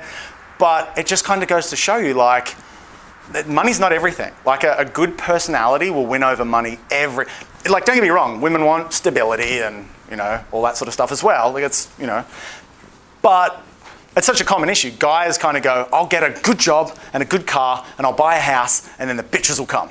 And then they get all that and then they're just like, fuck. Like, I spent $500,000 and I'm fucking still lonely. Same thing. Maximize, accept, and move on. You've just got to do what you can do and then just go, you know what? This is me. This is fucking me. I've done all I can. Awesome. Onwards. Just go approach. I don't care how many you have to approach. Like, when you meet a girl that really does change your life, it's worth it, man. Like, you only remember the blowouts when you're not quite there yet. Like, like I said, I've dated great girls that have really changed my life. Do you think I give a shit, like, of all the fucking rejections and the blowouts I had? Even still, like, you go out now, a lot of guys here will realize this. You'll go out and you might approach 10 girls, and let's say it's an average night, so you get shut down like 6 times, but 2 were good interactions and 2 were really great interactions. Like, when you're new, you go home going, all those girls shut me down, oh my God. But when you get a bit more experience, you don't even remember them. You go home thinking, those 2 girls are really cool. Like, you don't remember, it reaches a point where you just don't remember the rejections anymore. And I find that when you're a noob, you focus on that, and when you get a bit better, you tend to focus on the positive stuff. So, how to deal with negativity? Just go down. Go down. Just crash and crumble. Like, you've just got to accept that you're coming out of it. People tell you all that, like, I hate this fucking positive thinking shit. Just be positive. Like, as if that's a fucking option. Just be positive, okay? Like, just go down. Like, again, anyone that knows me well knows I go down hard because I live fucking high. I'm always working. I'm always out. Like, my life is very on. So when I go down hard. So I'm all for it because it's go into that winter, crash, crumble, and reflect. Just don't stay there. Don't go down, know it's coming up, learn, reflect, come out. Go down hard, and if you are going down hard, I tend to find the harder that you go down, the more you bounce up. It's kind of a bit of a cliche, but I find it to be true, kind of like a bouncy ball. There you go. The higher you go, the lower you also go. So I just know that it's a dip. It's a dip. Either give up or keep going. If it extends, if you're like depressed and unhappy and it's like a month, maybe see a psychologist or something. Like, maybe look at your options, because when I say a dip, it should be a dip and you should have a few days or maybe even a couple of weeks where you just fucking, but then you should be coming out of it. If you're not, don't just think back on this and go, Chris said it's a dip. Like, you've got to just seek some help. Like, I highly recommend the Medicare mental health scheme. Like, people don't know it, but you can get basically free therapy in this country. Like, it's insane. And the amount of people that I meet that are got shit to sort out and they don't make use of this, like, you're paying into Medicare anyway. Use that shit, man. All you got to do is go to your doctor and go, I've got some shit to sort out, I want to use that. And they'll write you a script, you're done. Like, it's such a fucking good thing, but people don't use it, man. Learn. Just learn. Like, the amount of people that aren't actively learning, like, I'm going to sound like a cunt here, but I was on the tram last night and there was a woman and she had a laptop. No, a laptop, she had an iPad, and she was playing like, what are those machines that you they pull the thing and the poker machine. She was playing like a poker machine on that. And it's like, I kind of looked over her shoulder and it was like there was no money to be won or anything. It was just like you were just stacking up some points. And it's like she's just like pressing the button before the thing had even she's just pressing, and it's just accumulating points. And I'm like, you do that so well that I assume you do that every day of your fucking life. Like, and I'm not here to judge her, but I'm just sort of saying, like, what if you use that time productive? What if you fucking had a book? What if you had a book on self-development? What if you did something? Like, I understand, like, I actually recently just deleted all the music on my phone because I listen to a ton of audiobooks. I go through like one a week. But what I found myself doing recently, I'd put on fucking like Nirvana or The Doors or something fucking angry and depressing.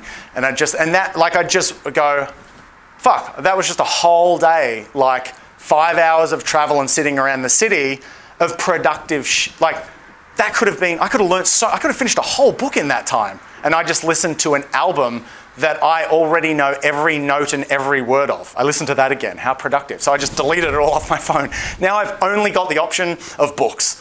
And another thing that I use all the time, like every day, there's a website called listentoyoutube.com. This is fucking a great site.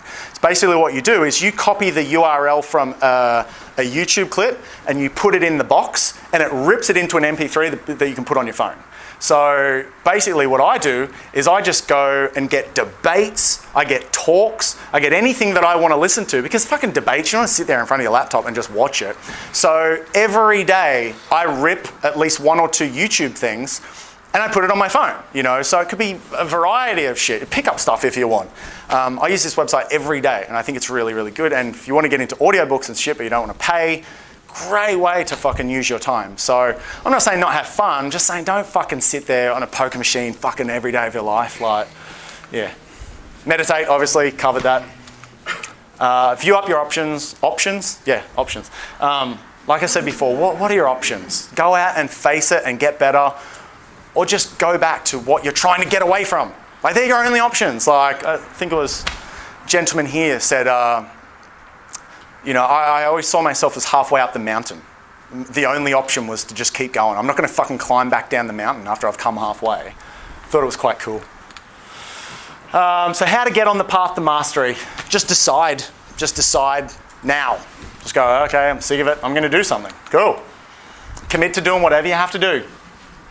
Just whatever you have to do. Meet people. Go out all the time. Think of that Muhammad Ali quote. Just go through this shit now, because this really takes a year. Like, it really does. Like, if you go out and do this stuff consistently and practice, that's a year of your life. Like, 80, 90 years, that's one of those years. Just one to being kind of set for the rest of your life, Fucking worth it, man. Commit the time. A lot of guys do this. Like, watching shit on YouTube, or even coming to classes, courses, even doing programs, whatever. This is what I think self-help is like an issue. People will read a self-help book and go, I feel really improved now, and they'll pick up another book. And it's like reading a book or watching a video or doing anything, that's not improving. Like, reading about pickup is not improving your pickup. It's just like, but it convinces you that it is, So Get around people who are good. Take programs. Give guys value. Learn. Read books. There's so many fucking courses in Melbourne. Like, I recently thought, I'd like to learn about property, because everyone who's rich seems to be involved in property.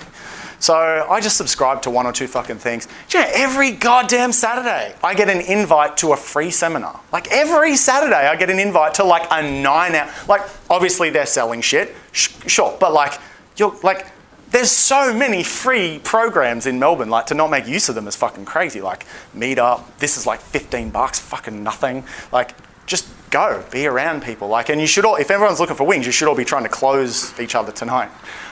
Just get phone numbers and shit. So, don't give up, just fucking battle forth.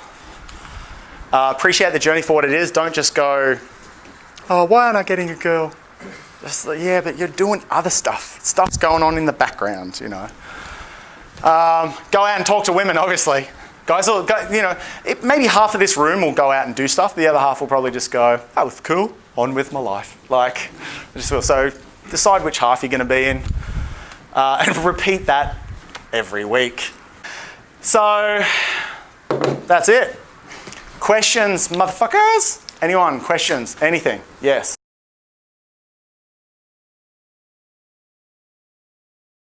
Well, I can only speak from what I did, and I know for me, it was every Friday. I didn't even do day, for the first couple of years that I did this, I didn't do any day game. I don't think anyone was doing day game in Melbourne at that time. For me, it was just like every Friday and Saturday night, without fail. It would be the same procedure. One of my best mates would just fucking rock up. He'd pick me up. We'd go and meet two other people in Fed Square at like 9:30. Then we'd just go and do just as many approaches as we could.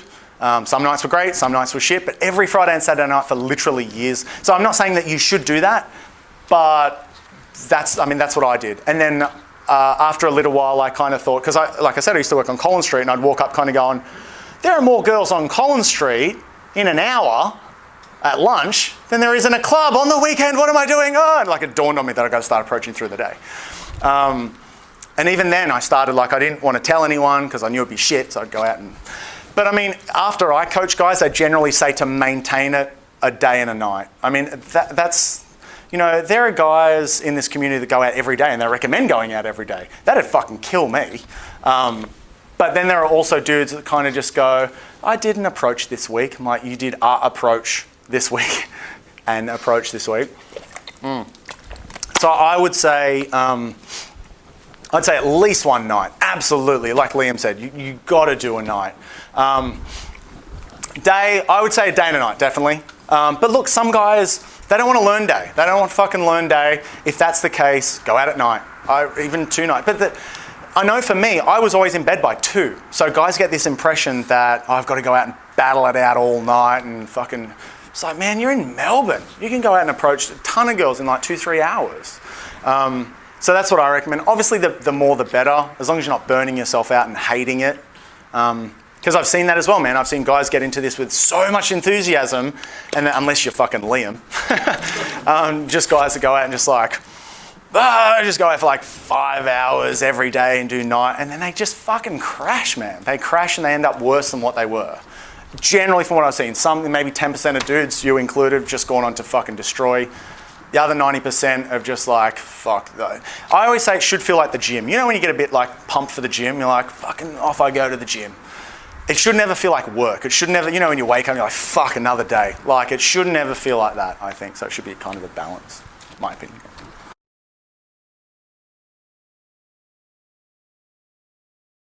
I think it depends on, like, I know for me, I would do this thing that I personally would call hinting. Like, I'd meet a girl and just go, I'd approach, start whatever, and then even, you know, just a couple of weeks ago, you get a number and you just kind of go, I want your number, we're going to continue, like, this is not a date, like, I'm hardly fucking relationship material, trust me.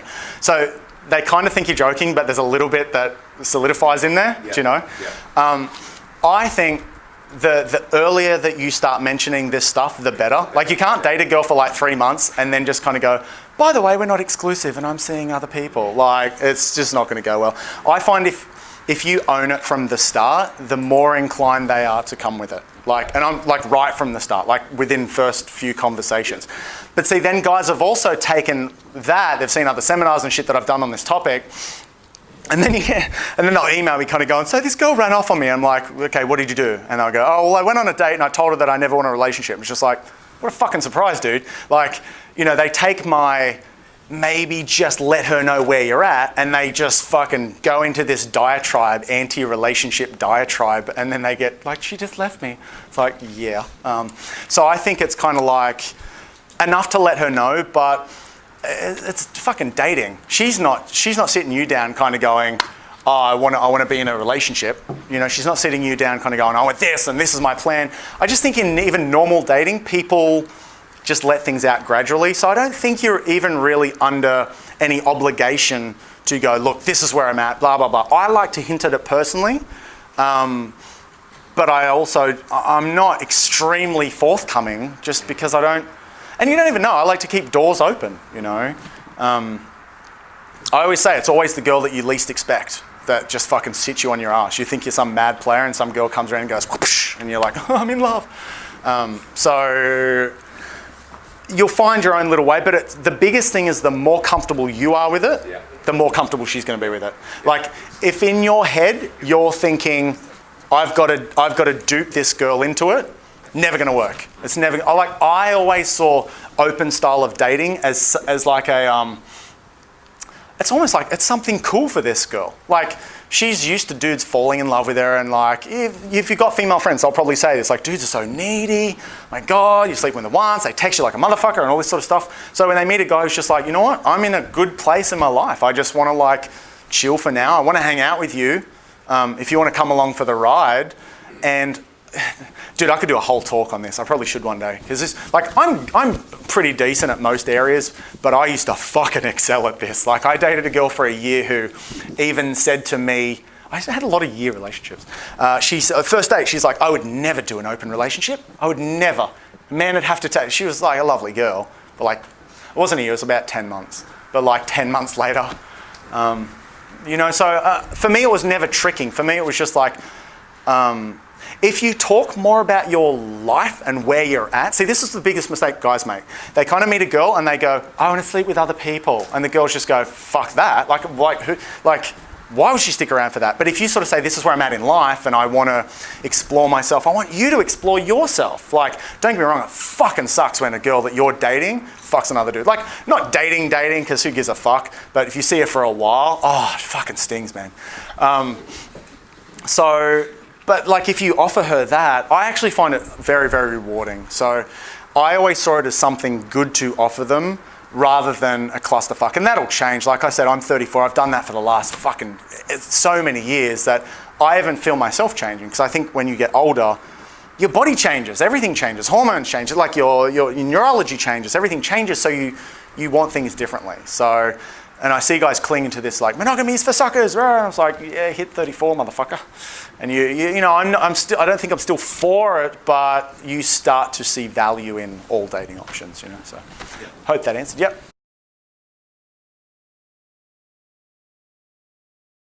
Just do day.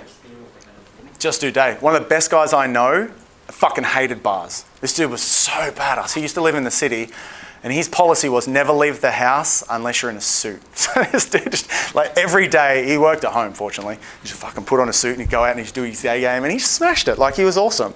Another one of my past clients, we did a whole workshop, and then even at the end, he's like, fuck night, and he's just really good at day. Like, and even you'll have your preferences within the within the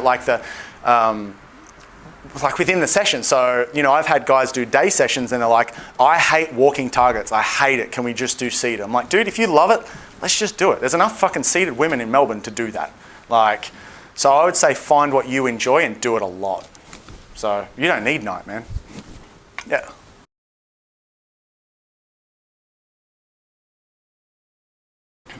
Look, it depends who you ask. I'll say this, but other dudes will just go, no, man, it's just a limiting belief. Anytime someone says limiting belief, I just fucking zone out. It's kind of like, hey, man, you should maybe like work on yourself and be a better limiting belief. And it's just like, fuck, you're an idiot. I approached a girl on Burke Street once, and the fucking shitty irony is that I wasn't even approaching for me. Like, I had a client who really wanted to talk to this girl. And I was like, dude, you've got about a minute to do it, or I'm going in for you. Not even for me. I'm going to go in and go, this fucking dude wants to talk to you. He's like, I'm going to do it. Countdown. I'm like, beep. And off I went. I went in there. And her response to my excuse me, I went in with excuse me, her response to that was, you're a fucking creep. And I was like, hey, what happened here? And she's like, you've approached me, you've approached my friend, there's a whole conspiracy about you. And I was like, fuck. So you're never going to have worse than that. I still see her on occasion too. She's like, hello. So look, I mean, I agree. I think particular areas, you'll notice I never go to Burke Street. I'm wary in Melbourne Central because I know dudes that were actually removed from, if you're getting kicked out of venues for your approaching, you might be doing it wrong. It is, but what are you going to do? Never, you know, I go out every day because I'm coaching, and I can spot in a second if a girl's, but it happened to me not long ago, maybe a week ago, when I approached a girl. I think it was with you. Remember when you ran forward and I said, you do her, I'm doing her, and I ran back, and I went up and I was like, hey, excuse me, and she just went. So you can kind of like, because if you're going into a girl and kind of going, excuse me, hi, like I know this is forward, I just really wanted to come say hi to you. Like, if her response to that is, ugh, like, you know she's been approached a lot, because no normal person, even if they do really like you, is going to respond like that. Even if she doesn't like you, she's like, fuck, okay, cool, thanks, I've got to go to work, but thank you, that's really nice. You know, if she's just like, ugh, you know that she's been approached a lot. So I think it has. I think the city is well fucking soaked. That's why when I talk to people from like Sydney or Perth or whatever, they're like, I wish I could get into day games. Like, dude, I wish I was in fucking Perth or Sydney, man. Like, where you can, because like day game 4 or 5 years ago was so easy. It was so much easier because you could go in and approach, and it could be the shittiest, clunkiest approach, and girls would be like, oh my God, I can't believe this is happening. And now, like, there's probably not many attractive women left in the city that haven't been approached a lot. Like, I dated a girl for a while, again, like a year. This was only recently. Yeah, and this girl, she said to me, I met up with her one day and she's like, you need to tell your guys to say something different. Oh my God, she had the same opener 5 times. So 2 things. One, that's what a lot of guys are doing. They're getting an opener and they're running in and they're doing like, hi, I just saw you and I think you're cute. And the girl just goes, like the last 5 dudes. Like, I do this thing called contextualizing an opener. So rather than going and kind of going, hi, you're cute, I want to say hi. Just go in and go, excuse me, like, sorry, this is fucking random. I know you're probably rushing off to like the tram because it's like 5 o'clock and you look like you just came from work. Like, do you know what I mean? Like, give the opener some body And it's not going to be so like, oh, that's like the last guy. Don't get me wrong, you can do that and she'll still blow you out. But I find it works a bit better. So, and also the second thing was there are so many fucking tourists in Melbourne. There are so many tourists that most of the girls that you approach in the city are going to be tourists. And most of them are going to be Germans. So I actually think it's a good place to practice because there are so many tourists. And that's why, like I was saying to you not long ago, like if there were no tourists in Melbourne, day game there would have been some kind of like community fucking uproar about it. There would have been like some kind of sanction put in place, like you're not allowed to deal, like Protest. Protest, definitely. Just because I think like if it was the same girls that were getting approached all the time by all these dudes, seriously, they'd be writing to council and going, I don't know what's going on here, but I'm fucking over this shit. But so you kind of, when guys complain about a lot of tourists, I actually think it's quite good as well, because if it was just the same girls, you couldn't do this anymore, at least not in this city. Yeah. Yep.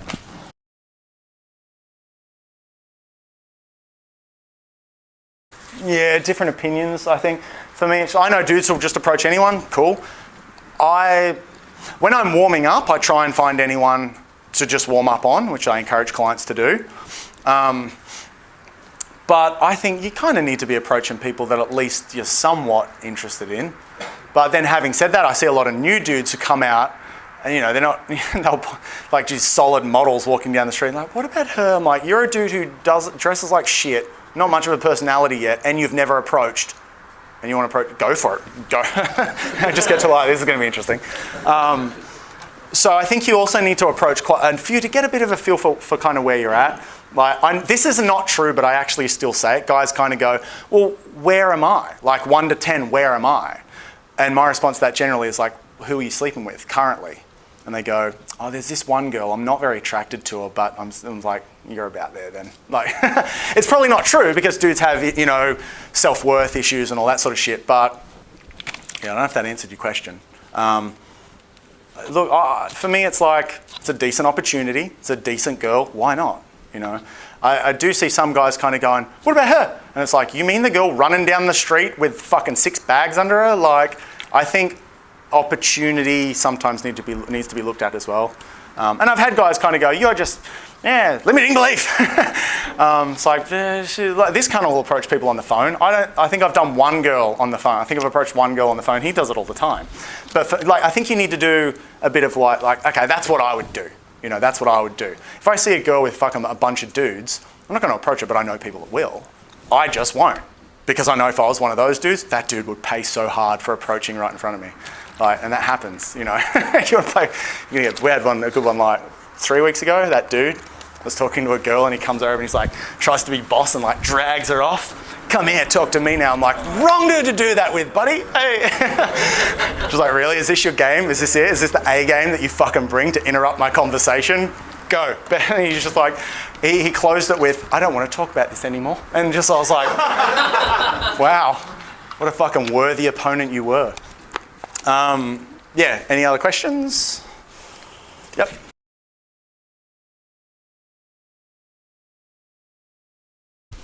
Look, does it work? Probably. I could go out tonight and tell people I'm a fucking millionaire and live in the Eureka Tower or some shit, but like, I think any time that you lie, what's that? Just to get laid? But you don't have to. Like, if you're wanting to lie about you, automatically I know you have value issues. Like, you don't value yourself enough. Because my attitude when I approach any girl is like, I like who I am. If you want to talk to me, let's talk. If not, I couldn't give a fuck. I don't give a shit. If you're going in thinking, I need to lie, I'm not good enough. So I think lying is just teaching yourself bad tricks. Don't get me wrong, I'm not like, you know, I've been guilty before of going, I just moved here 2 years ago. Like, I've said that before and gone, why did I say that? Like, but if you're like lying about a whole bunch of things, I don't know, find me a guy who's lying about everything and getting laid and then we'll chat, because I've not met one.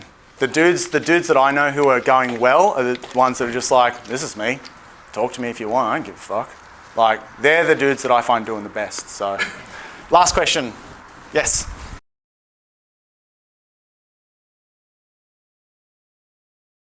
Oh, I'm not like a, you know, always fucking, this is why I could never go out every night, because I like to, you know, my favorite thing to do is put a fucking documentary on and lay in my bed.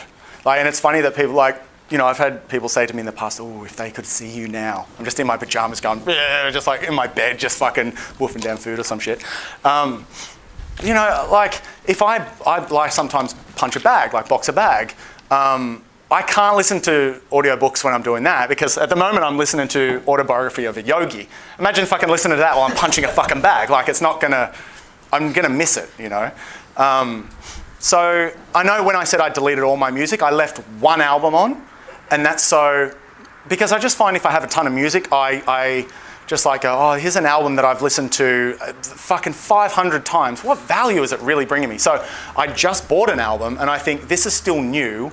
It's still, you know, so that's going to be my thing. I'm going to have one album on and a new album that I buy, not just the same fucking music that I listen to all the time. Which, don't get me wrong, I do.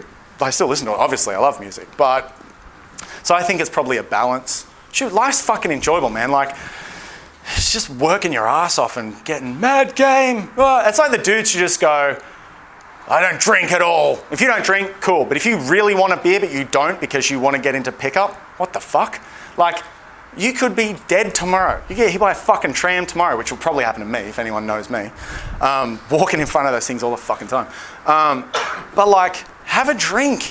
Don't like, I think there's a balance. Listen to music, have a drink. Like, I just wouldn't see pickup and dating as being a very productive thing if that's all that you did, you know? Just wake up, game, go home, read game. Like, I don't know. So I think it's a balance, I guess. Like I said, I love those moments.